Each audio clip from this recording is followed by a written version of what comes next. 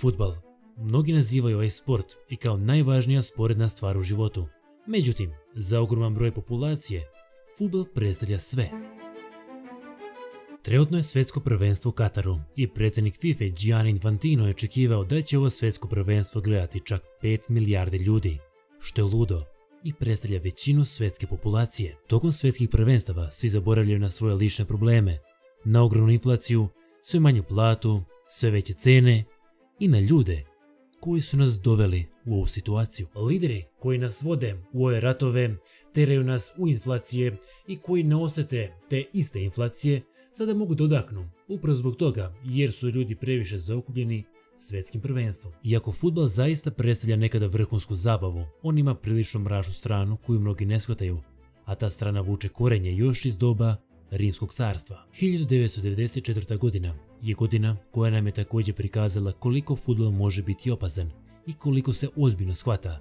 To je godina koja je cijelo svjetsko prvenstvo bilo bačeno pod senku zbog jednog gola koji je doveo do najveće tragedije u istoriji fudbala.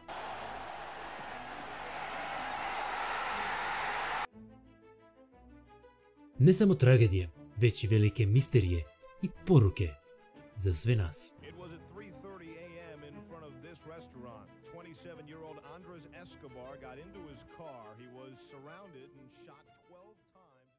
–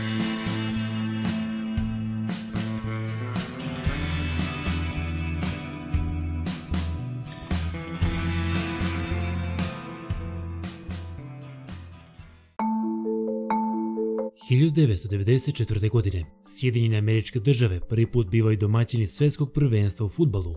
Otvaranje ceremonije su bile neverovatne sa brojnim američkim zvezdama kao što je Whitney Houston. Na otvaranju bilo prilično zanimljivih scena.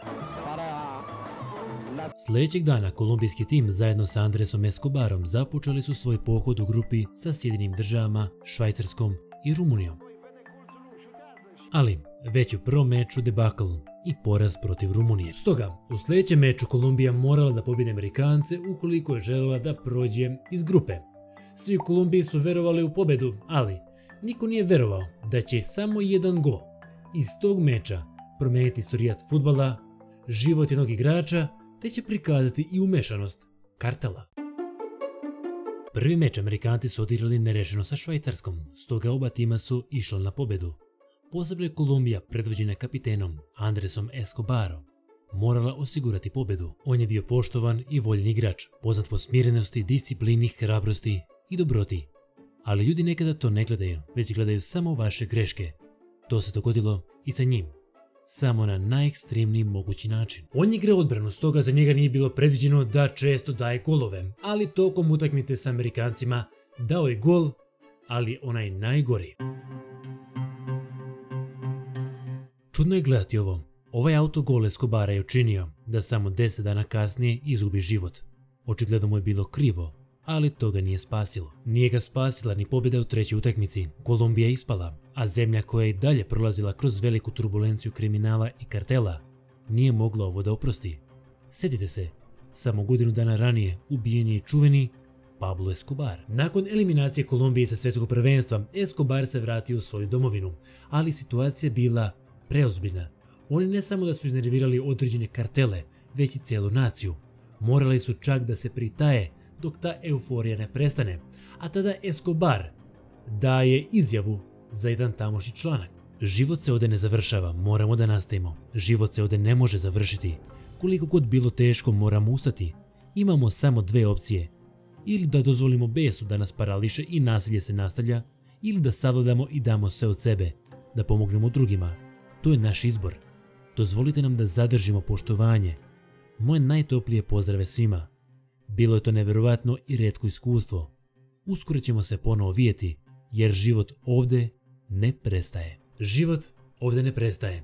Jako jeziva izjava, jer Kolumbija je dozvolila da ih bes parališe i život se ovdje zaista završio. Život Andresa Escobara. On je ubijen samo zato što je dao autogol. Situacija je bila toliko prepuna tenzija da su igrači Kolumbije ostajali kući, pa mogu reći krili su se. Nikada se nije znalo ko im šta može učiniti. Ali to nije želio da učini Andres Escobar, koji je imao nadimak i kao džentlmen na terenu. upravo zbog svoje čiste igre i smirenosti. Njegovi prijatelji su ga bukvalno molili da ostane kući i da se pritaji neko vreme, ali on to nije želeo, govoreći da mora prikazati svoje lice svom narodu. 1. jula 1994. godine on odlazi na piće sa svojim prijateljima u svom gradu Medeljinu. U 3 sata posle ponoći on se sam nalazi na parkingu. Tada mu grupa muškaraca prilazi te ga napada zbog autogola. On ih je pokušao urazumiti, ali džaba. On je tada upucan iz pištolja čak 6 puta, a kažu da su ubice svakim pušćem vikale gol, gol, gol. Onoliko puta koliko je komentator to rekao kada je Escobar dao gol. Kasnije te noći Humberto Castro Muñoz, telohranitelj određenih članova moćnog narkokartela, također vozač braće Petra Davida i Juana Santiago Galona Hene, koji su bili veoma povezani i prisutni na mjestu ubistva, priznaje ubistvo. Kasnije osuđen na 43 godine zatvora. Ali nakon samo 11 godina zatvora Muñoz je pušten na slobodu. Mnogi dalje veruju da su braća Galon naredila ubistvo Escobara, a neki smatraju da je umešan kartel, jer su oni možda izgubili veliki novac na opkladi upravo zbog tog autogola. Nažalost, niko drugi nije ozbiljno osuđen. Očevidci su povezali kombi sa braćom Galjon, koji su inače bili dileri. Oni su i priznali umešanost, ali su za to odgovarali samo 15 mjeseci kućnog pritvora. Tek su 2009. godine predati vlastima jer su finansirali paravojne grupe. Bilo kako bilo, samo 10 dana nakon što je Kolumbija eliminisana sa svjetskog prvenstva, Andres Escobar je ubijan. Ova vest je šokirala ceo svet i tek tada su svi shvatili da ovo definitivno nije bilo vredno ovakvog gneva. Posebno su bili šokirani američki igrači koji su izvukli pobedu upravo zbog Escobarovog autogola.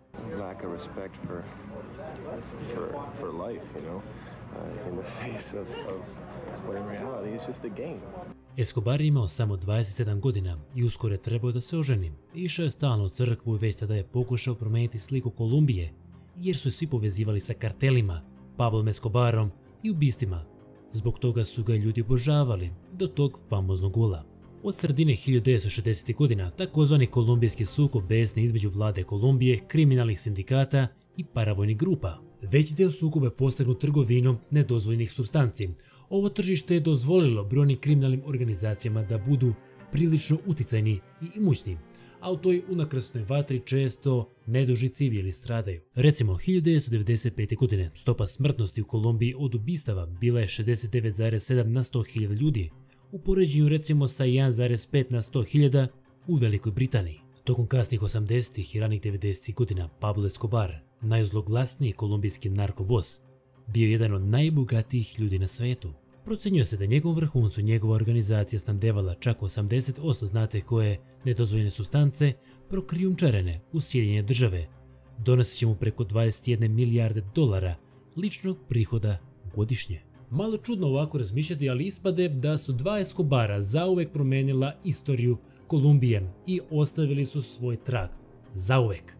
Što se tiče Andresa Escobara, on je ipak na nedužan i tragičan način izgubio svoj život. Na njegovu sahranu je došlo čak oko 120.000 ljudi. Ljudi Kolumbije su shvatili da nakon ovog događaja nešto mora da se menja, jer njihova zemlja je pala na novu sumornu, nižu lestvicu reputacije.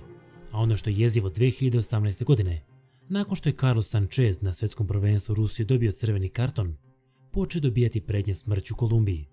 Znajući šta se dogodilo 1994. godine, odmah je u javnosti reagovao Escobarov brat, a vlasti su također odmah reagovale. Kao što vidite, nije se mnogo promijenila situacija od pre nekoliko decenija. I danas, za veliki broj populacije, fudbal je gotovo sve. Ljudi se čak ubijaju zbog klubova. Ljudi navijaju toliko da zaboravljaju na neke svoje lične probleme. U toj jednoj utakmici pronalaze neku utehu. Tokom svjetskih prvenstava zaboravljamo na inflacije, ratove i političke lidere koji su nas doveli u ovu situaciju. Njih inflacija ne dotiče, oni čak uživaju u ovakvim krizama jer mogu da prikriju i objasne svoje nedostatke i svoje bogaćenje. Također, kriza je za mnoge i prilika. Kao što su Rimljani koristili gladijatorske igre za zadovoljenje javnog mnijenja, i tako su gladijatori bili popularni kao današnje sportske zvezde.